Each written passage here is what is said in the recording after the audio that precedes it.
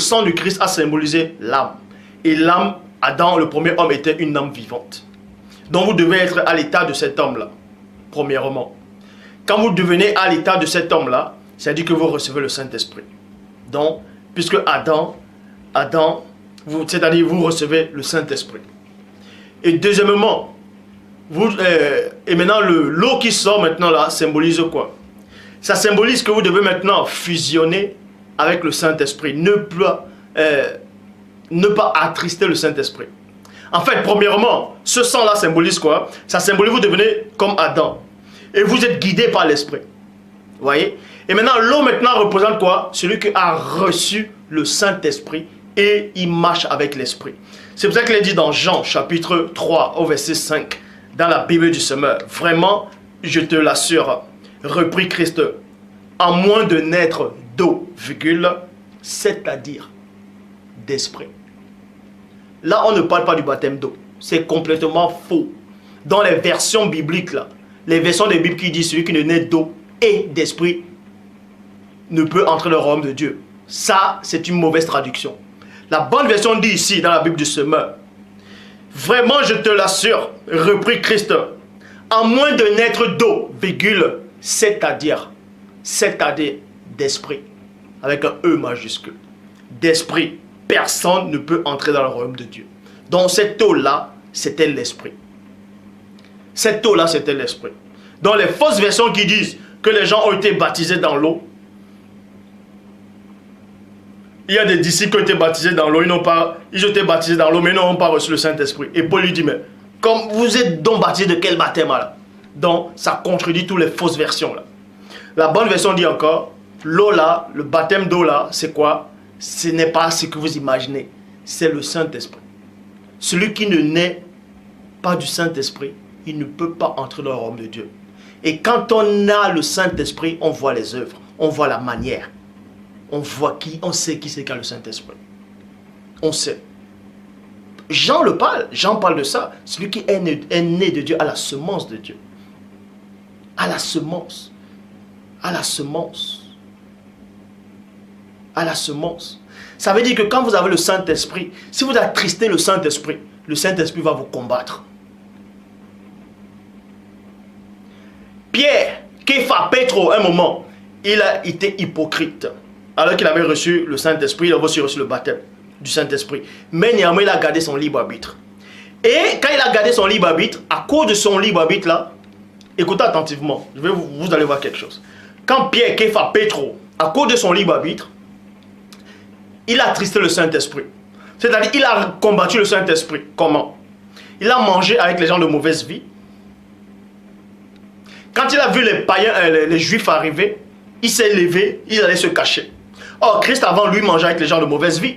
Les pharisiens, quand ils venaient, Christ ne fuyait pas. Christ assumait. Mais pas Pierre, Képha, Pétro n'a pas assumé. Il s'est levé, il s'est caché.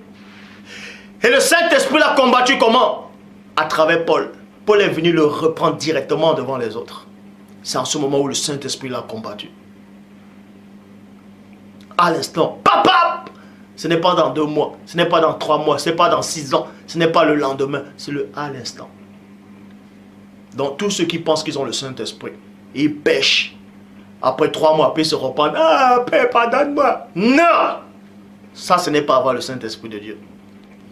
Si vous attristez le Saint-Esprit, il vous le montre à l'instant que vous l'avez attristé. Il vous donne un signe là. À l'instant. Avec Dieu, on ne tâtonne pas. Donc le message que j'apporte là, c'est de l'eau que vous devez boire.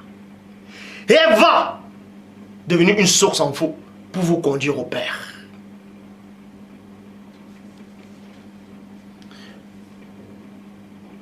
Il existe d'autres cas maintenant. Quand vous avez l'Esprit de Dieu, dans la plénitude totalement, c'est-à-dire pas les prémices de l'Esprit, bon, Dieu fait grâce à qui il veut. C'est pour ça que même parmi ceux qui marchent avec Dieu, il y a des exceptions, il y a des privilégiés. Jérémie était privilégié. Pourquoi? Parce que quand vous lisez Jérémie, les livres de Jérémie, il dit quoi? Quand il décide même de ne pas faire mention de Dieu, de ne même plus parler de Dieu, il y a comme en lui un feu qui le dévore. Il a envie même d'arrêter ce feu-là, mais il n'arrive pas. Ça veut dire quoi? Jérémie, à un moment, il veut avoir son libre arbitre. Il veut avoir son libre arbitre. Mais l'esprit ne lui permet pas de faire n'importe quoi, malgré qu'il ait son libre arbitre. C'est pour ça que quand il dit qu'il ne veut même pas parler de Dieu, il ne veut même pas faire mention du Père Tout-Puissant qui vit inexplicablement hors de toute réalité. Cette eau-là se transforme en feu dévorant. Et ça les brûle. Il n'arrive pas. Il veut chasser ce feu-là. Mais ce feu le contient lui-même.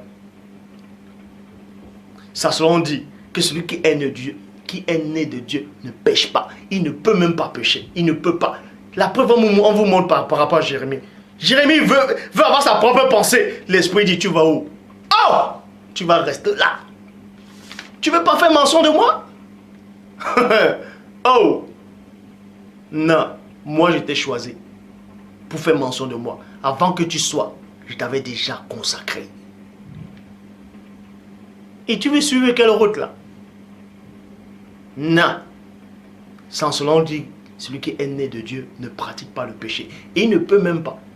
Ça veut dire, même s'il a la volonté de vouloir faire le mal, il n'arrivera même pas. Parce que la semence de Dieu qui est là, cette eau-là va l'empêcher de le faire.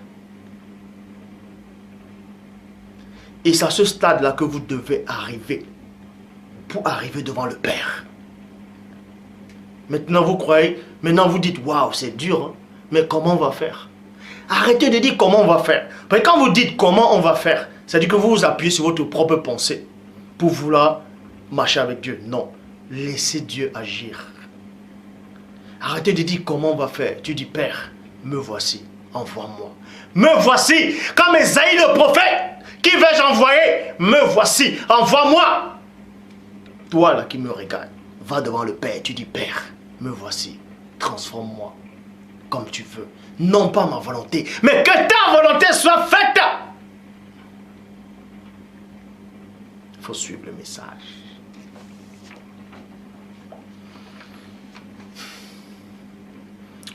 Donc, dans Juge, chapitre 15, au verset 19, il dit quoi? Dieu fendit la cavité du rocher qui est à l'échi et il en sortit de l'eau. Point. Samson but. Son esprit se réanima. Mais quand on dit son esprit s'est réanimé, ça ne veut pas dire que son esprit était mort. Hein. Ce n'est pas ça. On va vous expliquer. Dans d'autres versions, on dit son esprit était parti, son esprit est revenu. En fait, Samson, il avait soif. Il allait presque mourir. Il a même dit à Dieu, mais regarde l'espoir que je viens de faire, tout ça là. Et je veux mourir là, comme ça là. Et on dit que Dieu a fendu la cavité du rocher. Dans d'autres versions, on dit que Dieu a fendu la dent de l'âne. Et c'est là où la grosse dent de l'âne, c'est là où l'eau est sortie. Mais cela on dit la cavité, le rocher. Et il est sorti de l'eau. Et Samson a bu de cette eau là. Et son esprit s'est réanimé. Réanimé ici c'est quoi? C'est ramener, réveiller, redonner la vivacité. Et il reprit vie. Donc spirituellement on vous a montré qu'il a bu de cette eau là.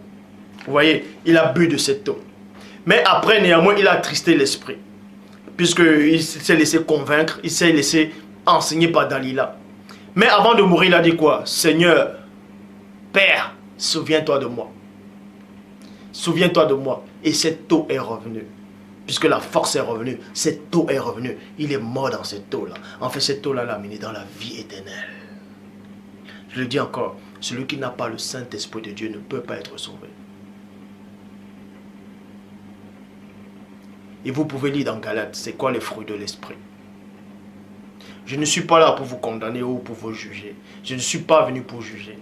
Je suis venu pour vous montrer le chemin, pour vous montrer de l'eau. Que vous devez plonger dans cette eau-là.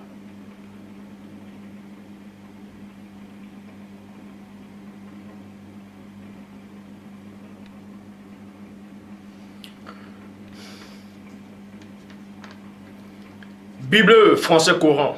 Mais le moment vient.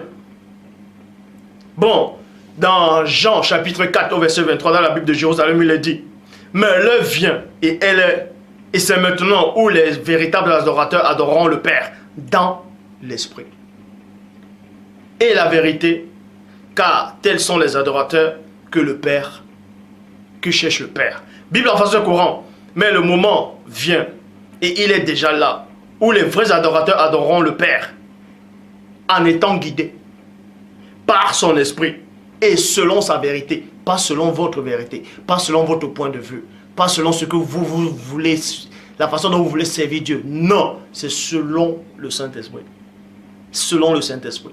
Et si vous voulez voir la volonté du Saint-Esprit, si vous voulez voir comment le Saint-Esprit doit vous guider, lisez dans Galates les fruits de l'Esprit. Lisez les fruits de l'Esprit. Si vous ne vous concernez pas là dans les fruits de l'Esprit, waouh, c'est chaud. Celui qui n'a pas le Saint-Esprit ne peut pas être sauvé. Et celui qui a le Saint-Esprit,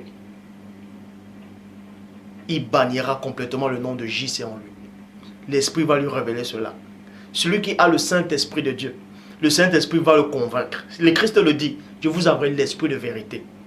Il va vous convaincre de ce qui est le péché, il va vous convaincre. Donc si l'Esprit ne te convainc pas d'arrêter ta pornographie, là, ta masturbation, ta cigarette, là, ton alcool où tu bois, tu es ivre, tu es tout le temps violent, tu es tout le temps en colère, colérique, tes mauvaises habitudes, tes soupçons, ton manque d'amour, ta jalousie, ta rancœur. Si le Saint-Esprit t'a pas convaincu par rapport à ça, c'est que tu n'as pas le Saint-Esprit. Point barre. Et maintenant, vu que si tu n'as pas le Saint-Esprit, Dieu te fait néanmoins grâce. Il te permet néanmoins d'écouter le message, d'accepter le message, de vivre le message. Et en cela, il va te nettoyer. Et c'est là où le Saint-Esprit va venir habiter en toi. Et le Saint-Esprit va te conduire jusqu'à dans la vie éternelle. Donc, toi qui me regardes, tant que tu es là, il y a encore l'espoir. Tant que tu as les yeux, les oreilles pour entendre et voir ce que tu vois là, tu as encore l'espoir. C'est que Dieu t'aime. Ne perds pas le courage. Ne dis pas, ah, je n'ai pas le Saint-Esprit, donc je ne peux pas être sauvé. Remercie juste Dieu de ce qui permet que tu écoutes ce message et que tu acceptes le message et que tu vives le message. Donc visionne les vidéos et accepte le message et vis le message. Et le Saint-Esprit va te nettoyer. Il va te donner la force de vaincre le péché mignon qui s'attache dans toi. Cette eau-là va nettoyer ça. Donc, ne perds pas espoir.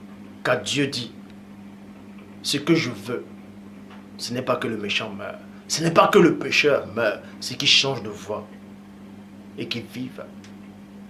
Ça, c'est la pensée de Dieu. Et c'est pour ça qu'il vous envoie ce message-ci, là. Cette vidéo, acceptez le message.